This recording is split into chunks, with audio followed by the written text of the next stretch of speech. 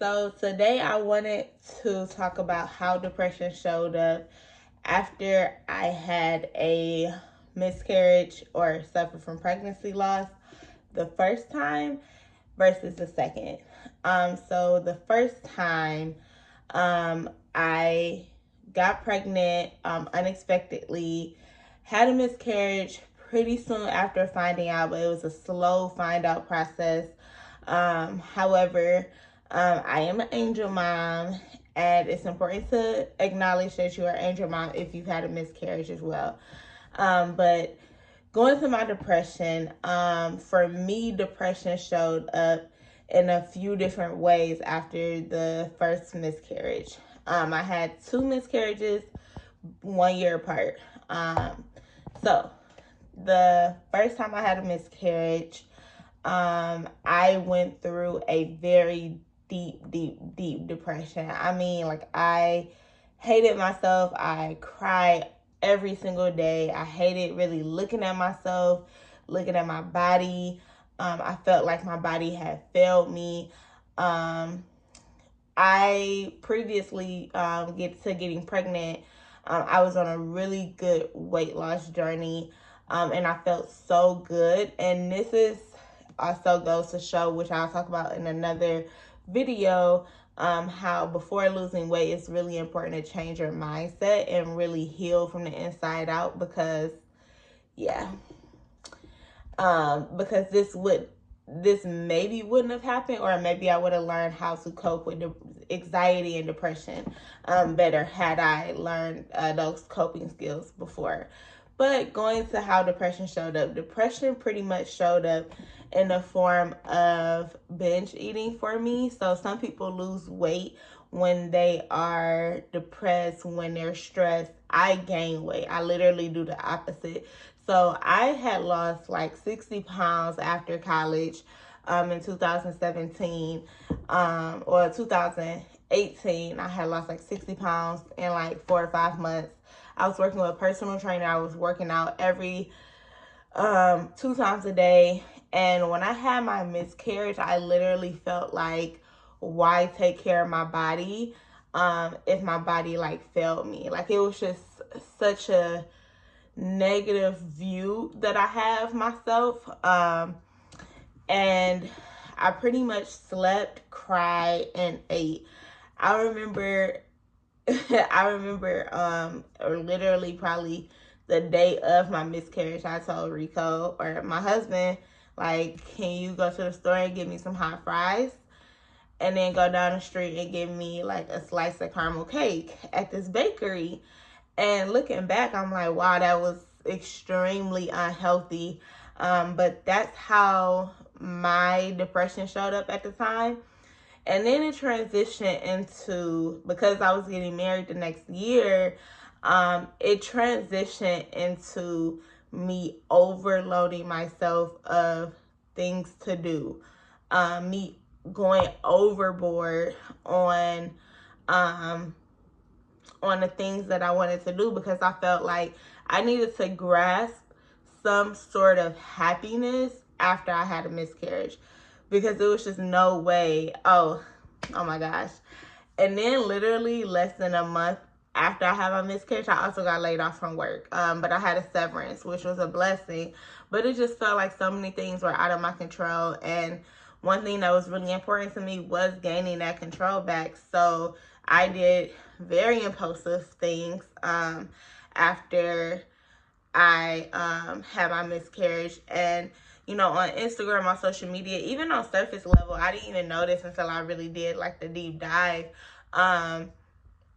I pretty much just felt like I needed to get right back up. I could not stay in a depressed stage and continue to live that way. I needed to find some sort of happiness. So at the time, my happiness was traveling, and my happiness was doing everything that I had told myself no to. Really, honestly, not upholding the boundaries I had with myself and my husband.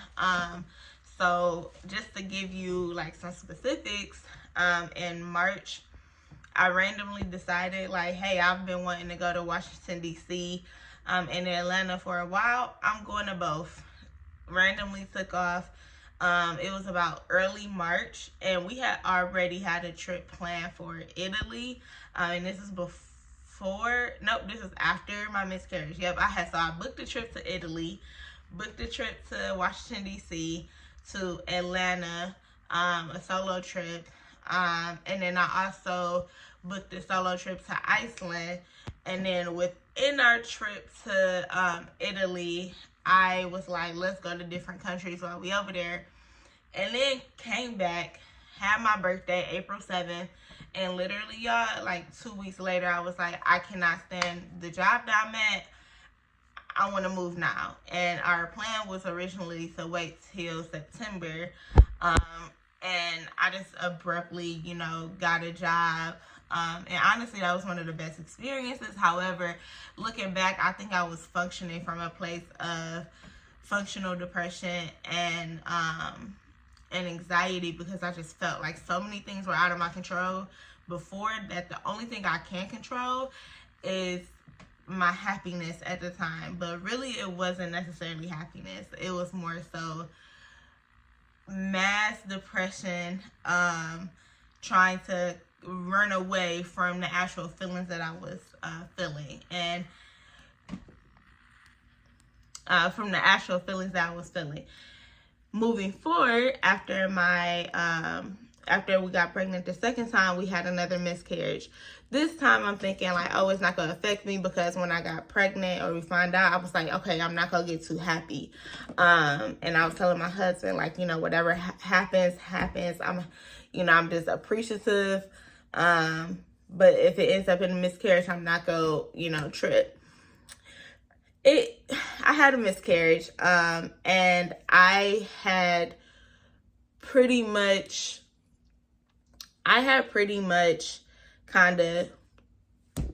a miscarriage. It is what it is. 1 out of 4 people have miscarriage. Pretty much gaslighting myself, because it was really to protect myself from even feeling any type of feelings that I was already running away from. And then I got pregnant 2 weeks later.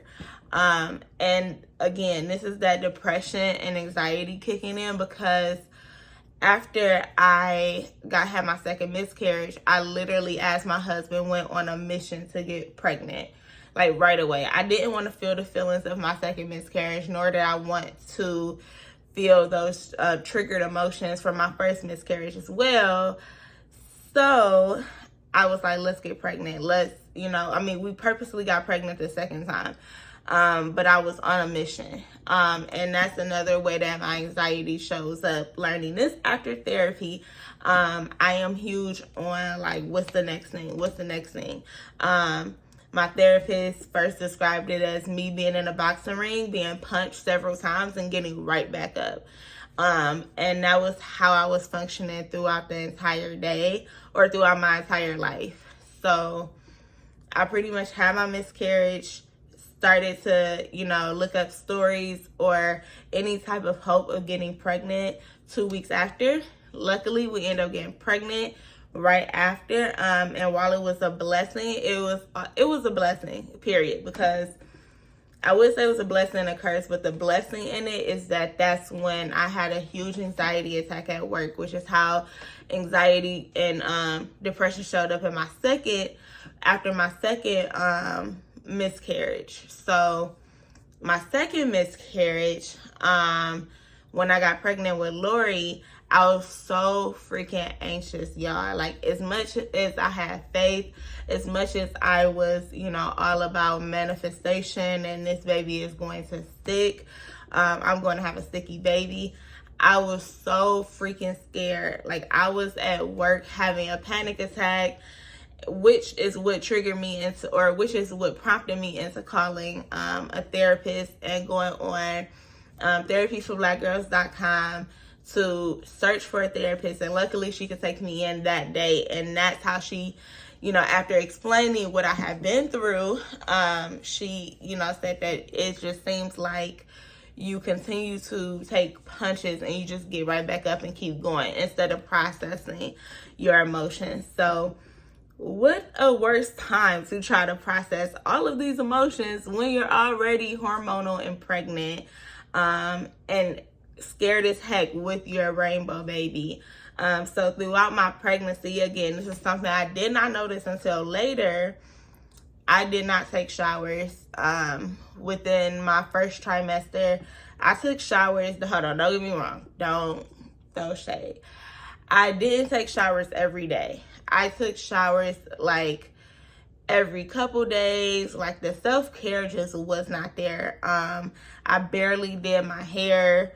Barely wanted to do my hair, barely wanted to really get dressed, and I didn't notice it. I just kind of felt like, oh, I'm just feeling so sluggish. So I felt very fatigued, and I also just didn't take care of myself. I didn't feel sexy. I just felt like I was a egg, a shell, that if I, got stepped on the wrong way, just anything, I could like break, literally. So that also showed up in me not wanting to have sex with my husband.